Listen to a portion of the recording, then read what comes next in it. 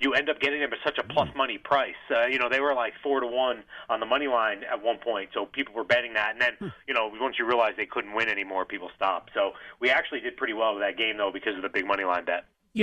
I know when he went out, we didn't know if he was coming back right away, and then his dad went back, and they kept us updated on that, and then we knew. Really, until halftime, went down, I thought there was a 0% chance he'd be back. As soon as he went down, it's like we can't take a chance here. Yeah, I mean, did the money line shift accordingly right when he went out, or did you guys monitor the broadcast and change it accordingly? No, it didn't shift right when he went out. I mean, it was all based on the math early on in terms of this. Duke is a 9-point favorite. The score is this. Mm-hmm. There's this much time left in the game. Therefore, the line is X, right? And that's how it was being calculated. And then, what ended up happening is I saw on Twitter that he wasn't coming back. I think it was right before halftime. And then at that point, you're just kind of adjusting it with that in mind. But the line doesn't, the mathematical line doesn't know he's not coming out. So you get your mathematical number, then you have to adjust it for, market conditions such as an injury. Jason, let's talk about the Knights. They opened up a small favorite. We saw there was money on the Knights, but they still can't score. What happened with the Knights game last night, and what do you think the Knights need to do, if anything, before the deadline to increase their scoring? Last night's game was decent for us. What we really needed were the Knights to win that shootout or win an OT, because the Knights by 1 would have been great for us, because what ended up happening is everybody laid 1.5 with the Knights. I think they were like plus 210 on the puck line. They bet Boston on the money line, so that's what we were rooting for. But I personally think they need to stay pat. I don't know, and I think Dave you might agree. I don't necessarily think they're good enough to make a run like they did last year. No, I agree completely. So why would you kind of mortgage your future when a lot of these guys, you can get Stone, Chris Kreider, one of these guys who's a free agent at the end of the season, or who's going to be available for less in the off season. And I also think, though, that some of the things I do think that are positive, though, are like defensively, the team is really, really good. Yep. They're second best in the league in kind of takeaways to giveaway ratio. Those are the types of things that actually do well in the playoffs. Like, you can't win playoff games 6-4 regularly. You saw that last year. So I do think that they can win a couple series. I agree with that, too. Yeah, I don't know if they're right there to win a cup yet. No, Calgary might just have too much firepower, but if they get matched up with San Jose, I think they can beat the Sharks. I don't like the San Jose goaltending at all, and I'd much rather have Fleury than Martin Jones. So if San Jose doesn't pick up a goalie, that's a series where, and they'd go in as a dog. I think I'd probably take the Golden Knights. Yeah, I think so. I was looking at kind of the advanced stats, and the best 2 players on the team are Theodore and Schmidt, and McNabb is like 5th, in terms of the advanced metrics. So when you figure that those are 3 defensemen, I mean, that's a pretty formidable thing for a team to go up against in the playoffs. So I do think they can win a few playoff games, but I don't think that there's enough there to win a cup this year. Hopefully I'm wrong. I will be glued to the TV tomorrow morning because Northeastern playing the Boston Red Sox, exhibition baseball on MLB Network. That one will not be bettable, but the betting lines will be going up shortly for exhibition games. And, of course, there's a lot of stuff up now for the regular season at CG. Yeah, there are. I mean, we've got season wins. We've got season wins up. They're betting the Phillies over, waiting for that Bryce Harper news, I guess. So we got that up. We've got, player to be the home run champ this year. We've got odds to win the division, and then obviously NLAL and the World Series. And then obviously spring training right on the way. So we're, in full gear here for baseball. Jason, before we go behind the counter, again, let's tell our listeners about Hoops at the Cosmo. BYU plays San Francisco tonight. After tonight, they have Gonzaga and San Diego left. 2 regular season games left. So tell us about Hoops and Hops at the Cosmo.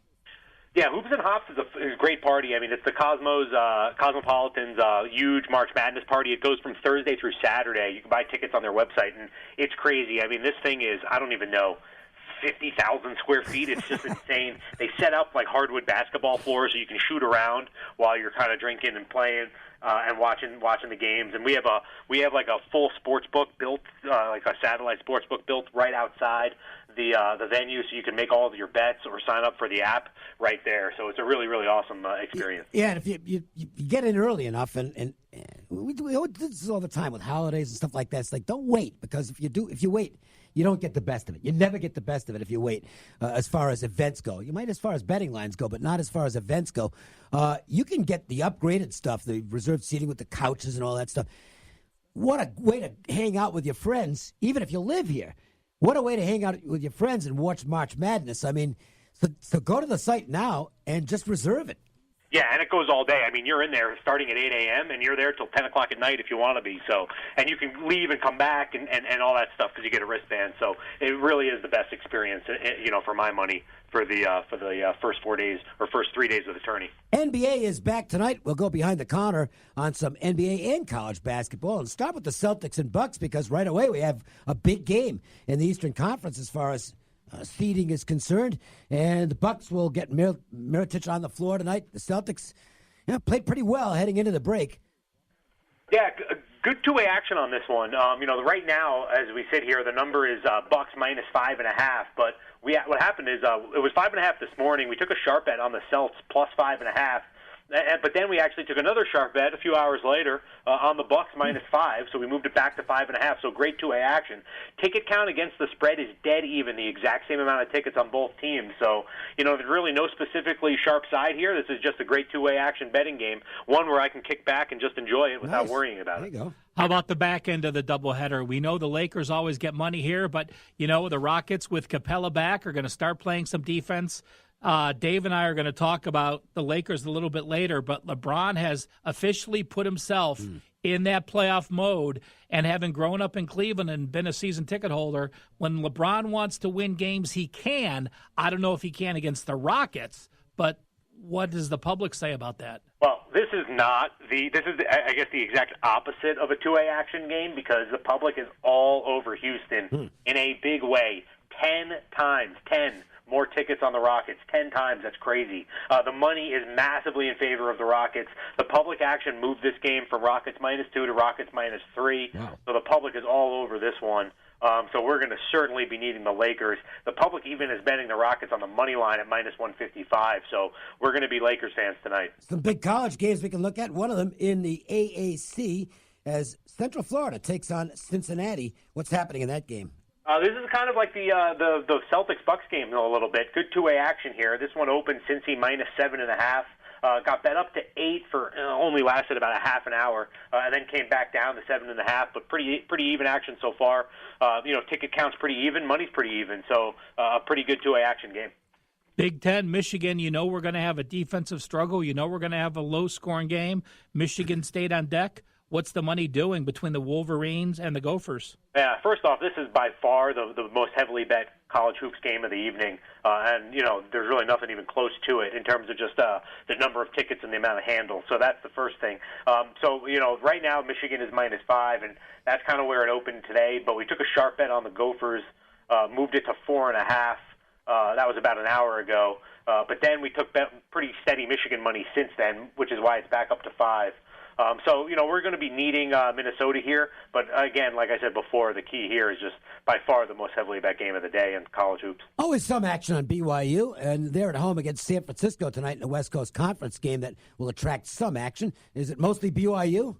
Yeah, well, earlier it was San Fran. We actually took a sharp bet on San Francisco plus 4.5, and it went down to 4. I don't really see that one. I mean, I was looking at the schedule. You touched on it a little bit, Ralph, where, they play Gonzaga next. If they lose this game to San Francisco, you figure them to lose the next one, and they could end up be stuck on the Gonzaga side of the bracket in the West Coast Conference tournament. You do not want that. So, to me, this is kind of a must-win for BYU to kind of avoid Gonzaga until the championship game if they could. The next time we're going to the Pac-12, these last two games, and I was a fan of USC early last year, and I couldn't believe how much they underachieved. And this year it happened again, and all of a sudden Benny Boatwright goes off, and then they look like a good team when he's making threes. I know Oregon struggles on the road. This is USC laying a couple, I believe, to Oregon. I am on the Trojans. Is the money with me or against me? Well, the public is against you, which I think is not a bad spot for you because the public likes Oregon as a public dog here, and we've so far had more bets on the Ducks. They're plus 2.5. But I will say the sharp side of this game actually is the under. We had to move it from 137.5 down to 137. One of our more respected under players in this one. So look for kind of a slugfest here. And Oregon State playing UCLA. It's an interesting scheduling setup for Oregon State. They're off a sweep against Oregon. The first time they've done that since Ernie Kent was their head coach. That's a pretty big rivalry win for Oregon State. So, it could be a little bit of a letdown spot, but do the bettors trust UCLA Boy, I don't know. I can't. I mean, this is the spot where I looked at it and said, well, this is the spot to go against Oregon State, and I still couldn't bet UCLA. I mean, UCLA seemed to have been turning the corner, and then they just had that awful game against Stanford. They gave up. I think they gave up over 100 against a team that averages 70 on the season. So I don't know how you can bet UCLA coming off that, but at the same time, it is a bad spot for Oregon State because they're coming off back-to-back wins, won 4 in their last 5. But I was looking at their schedule. I mean, you can make the argument that if they end up winning 4 of their last 6 games or 5 of their last 6 games to sneak into the tournament, they'd have 20 wins and 12 Pac-12 wins. So, I could see why Oregon State would be the side here from the public perspective when you think about all those things. That UCLA team that gave up those points allowed 53% to Oregon and 54% to Colorado. That defense is not good for the Bruins. Yeah, certainly not good at all. Total here is 152. Compare that to the other game that we just talked about of 137, so that's why. I'm curious, by the way, if Bill Walton does the game tonight, how many times, what's the over and under for how many times he calls the Pac-12 the Conference of Champions? 52. I hope he's referring to, referring to water polo, not bad. I was going to say swimming, yeah. I still like the games he does. They're so ridiculous that if it's a bad basketball game, at least you've got him for comedy relief. Dave, are you sober or high when you watch his games? Oh, I don't think drunk would not. I think you might destroy the TV. Yeah, I get pissed watching him. Yeah, okay. Got to get some kind of a buzz, and it's got to be a pleasant buzz. Jason, again, Hoops and Hops coming up at the Cosmo. Great opportunities to get your account set up at any of the CG locations. You got to have it. With all the props that are out there now.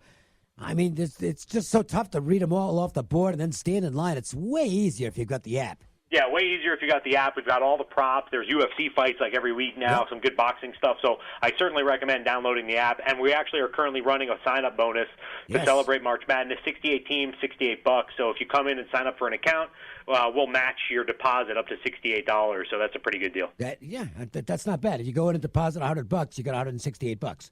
Yep, exactly. Can't beat that. That's a win, okay? Thanks, Jason. Appreciate it. Thanks, guys. Jason Simbal. Follow him on Twitter at JSimbal. UFC on ESPN. New weekly series. Started last week. The reviews were good. Talk about it with Dave Milhouse right after the break. Yeah. Dave's a UFC expert. We're going to get some ideas on this weekend and other UFC stuff as well. The Las Vegas Sportsline. Time to start planning for the 2019 swim season. Call B&D Pool Plastering and remodel your tired-looking pool. With B&D's 2019 swim season pricing, beat the rush. For a free estimate, call B&D Pool Plastering, 702-644-8980. With John Lyons from Lyons Physical Therapy, the ratings for LPT are as good as they get, 5 out of 5 stars. What makes Lyons Physical Therapy unique as a treatment option? Yeah, Dave, and we're thankful for that. We've had great patients and customers over the years that have given us honest reviews. I think what separates us from other companies is that we pay attention to our patients. We individualize their treatment plan. We take our time and use our manual therapy skills and our hands to actually work on every patient. These patients aren't just a number. We're actually trying to help them, and we listen to their needs and what works best for them. LionsPTLV.com, 702-476-0222. Tired after the game? No need to drive to Findlay Toyota to get the best deal. Go to FindlayToyota.com to get live assistance and inventory. At Findlay Toyota, we'll do anything to sell you a car online. NASCAR crashes Las Vegas. Big damage on Kurt Busch's car. For Pennzoil 400 weekend. Had a lot of smoke in the cockpit. It's high stakes and insane speed at America's racing showplace. He'll pinch Joey Logano to the middle group. Pennzoil 400 weekend tickets are going fast at LVMS.com or call 800-644-4444. Cash in big and leave Las Vegas a winner. NASCAR's fastest weekend at Las Vegas Motor Speedway. See your Vegas Golden Knights on March 6th against Calgary on the Flight Deck. Presented by Allegiant. The Flight Deck is where all the off-the-ice excitement happens, from the Knights Castle to the Night Line. Tickets in the Flight Deck are standing room only and include all-you-can-eat food, beer, and wine. Tickets are just $140. Go to LVSportsNetwork.com for the link and use the promo code RADIO. Sponsored by Glenn Lerner Injury Attorneys. In a wreck and need a check? One call. That's all. Resale and transfer are restricted on these Flight Deck sales. Tickets will be delivered via Flash Seats 48 hours before the game. tweens have mastered the art of tuning out. Jen, there's a spider in the car. We're turning your room into a home gym. See? Nothing. But